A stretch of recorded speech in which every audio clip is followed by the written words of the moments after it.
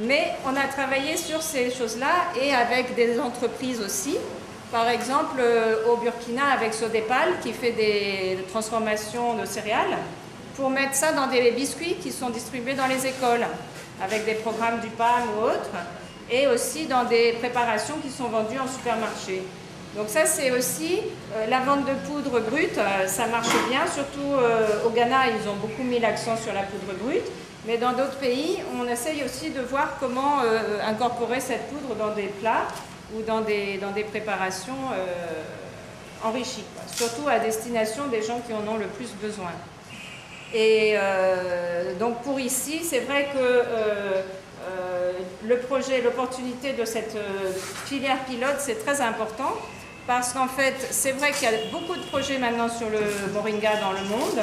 Il y a aussi un marché à l'export qui est en train de se développer parce que c'est considéré aussi comme un complément alimentaire. Donc les gens, ils commencent à être intéressés, il y a des ventes sur Internet, il y a des gens qui m'envoient des mails en disant où est-ce que je peux me procurer de la poudre, j'habite à New York, bon, qu'est-ce que je fais? Voilà, donc c'est vrai qu'il y a aussi cet aspect-là des choses. C'est un produit qui maintenant commence à être connu dans le monde entier, même en dehors des zones de production. Donc c'est intéressant de voir qu'il y a le marché local qui est vraiment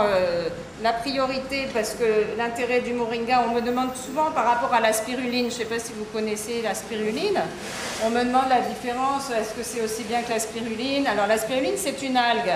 qui est très très riche en fer, en protéines, en minéraux, qui est beaucoup utilisée par les programmes de lutte contre la malnutrition, sauf que c'est produit dans des grands bassins avec des techniciens et tout ça, et les agriculteurs ne sont pas impliqués là-dedans. Donc c'est vrai que c'est un bon produit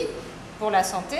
mais le moringa, ce qui est intéressant, c'est que c'est un produit équivalent et qu'en plus, c'est une ressource économique pour les agriculteurs du pays.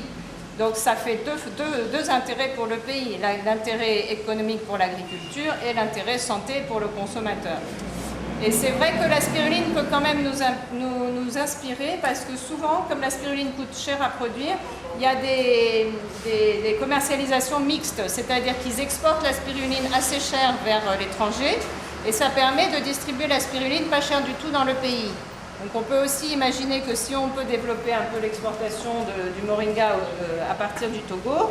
en améliorant la qualité, parce que là pour l'exportation c'est vraiment des contrôles de qualité très très précis,